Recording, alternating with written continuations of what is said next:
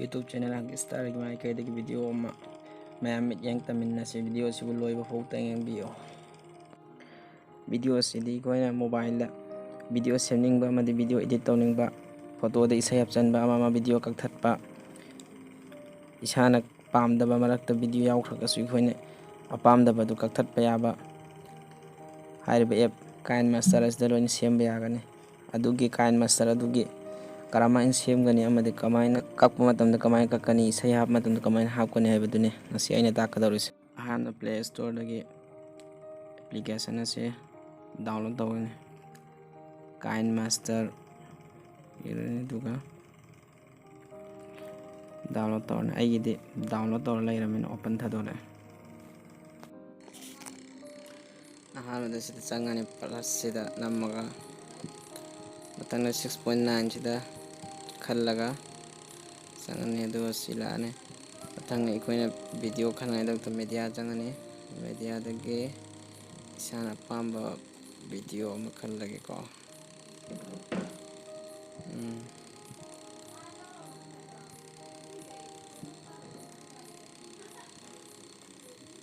हान बदा फोटो अमा हापगे यंगसे वीडियो से फोटो अमा चेललगा अदुइदो लेयर संगगा फोटो दो खल्लाने फोटो फोटो फोटो डाउनलोड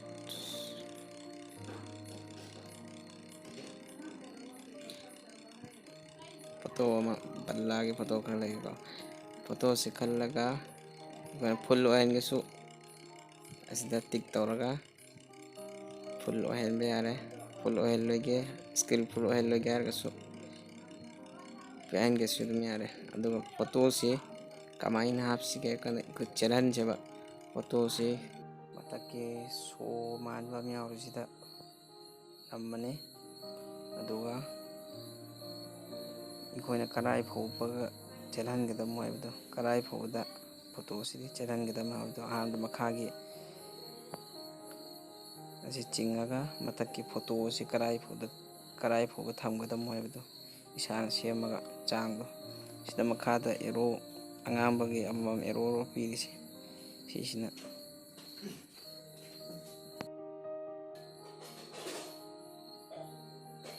अखोने सी फोटो चलहलिसी नत्तबिदा दुम मिंग इरगा चलहनगे सु कइसु काइदे अदुसु दुम लेया से चांगगा लोइना इबगी कइगे अमम लोइन यावरे वीडियो से थारे यंगसे चेल मोंग से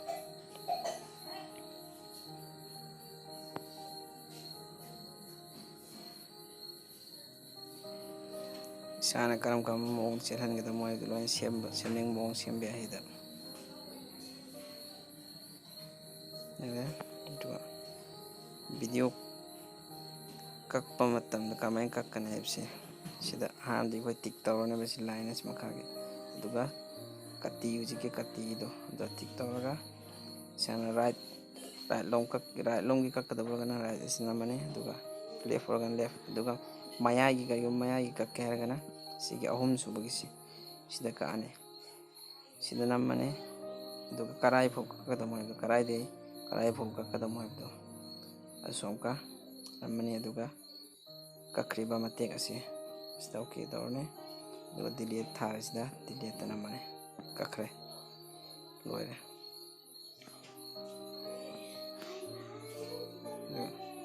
हेन वीडियो से कथला से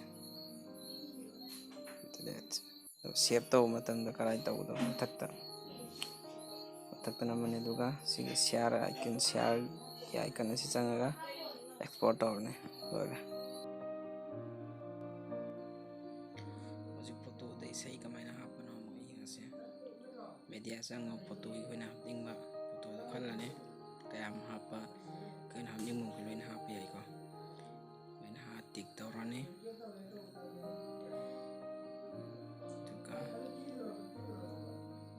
चेल से फोटो से सुमाय सुम थमगा दम चलकने साना दम फोटो से चलहल लोगे चुमना दम लहन गयागना से टिक तौरगा मयागी स्कूल दोस्त के तो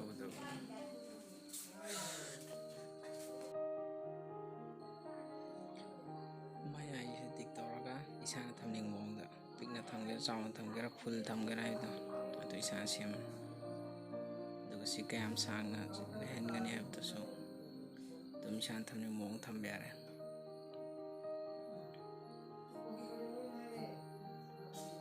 ꯑꯗꯨꯒ ꯁꯤ ꯂꯩꯔꯦ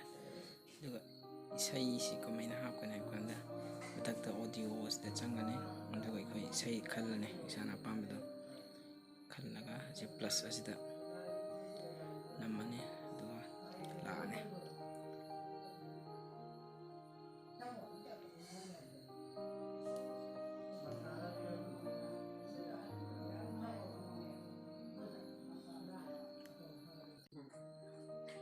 ꯁꯤꯅꯤ ꯐꯣꯇꯣꯗ ꯏꯁꯩ ꯍꯥꯞꯄ ꯍꯥꯏꯗꯣ ꯑꯩꯈꯣꯏꯅ ꯁꯦꯝꯅꯤꯡꯕ ꯃꯑꯣꯡꯗ ꯁꯤꯁꯨ ꯂꯣꯏꯅ ꯁꯦꯝꯕ ꯌꯥꯏ ꯃꯤꯡ ꯊꯥꯕ ꯑꯃ ꯇꯧꯕ ꯂꯣꯏꯅ ꯁꯤ ꯑꯩꯈꯣꯏꯅ ꯏꯁꯥ ꯑꯄꯥꯝꯕꯗ ꯁꯦꯝꯅꯤꯡꯕ ꯁꯦꯝꯕ ꯌꯥꯏ ꯁꯤ ꯏꯁꯩ ꯑꯍꯦꯟꯕꯁꯤ ꯀꯛꯊꯠꯂꯁꯤ ꯑꯗꯨꯒ ꯁꯦꯞ ꯇꯧꯔꯁꯤ ꯃꯊꯛꯇ ꯑꯗꯨꯒ ꯉꯁꯥꯏꯒꯤ ꯁꯤꯌꯥꯔꯒꯤꯁꯤ ꯆꯪꯉꯅꯤ ꯑꯗꯨꯒ ꯑꯦꯛꯁꯄꯣꯔꯠ ꯇꯧꯔꯅꯤ ꯑꯇꯣꯞꯄ ꯍꯪꯅꯤꯡꯕ ꯂꯩꯔꯒꯁꯨ ꯀꯣꯃꯦꯟꯇ ꯑꯗꯨꯝ ꯍꯪꯕꯤꯔꯛꯄ ꯌꯥꯒꯅꯤ ꯆꯦꯅꯦꯜꯕꯨ ꯁꯕꯁꯀ꯭ꯔꯥꯏꯕ ꯇꯧꯕꯤꯌꯨ ꯑꯃꯗꯤ ꯚꯤꯗꯤꯑꯣꯕꯨ ꯂꯥꯏꯛ ꯇꯧꯕꯤꯌꯨ ꯁꯤꯒꯨꯝꯕ ꯀꯥꯟꯅꯕ ꯃꯌꯥꯝ ꯑꯁꯤꯕꯨ ꯐꯪꯕꯤꯅꯉꯥꯏ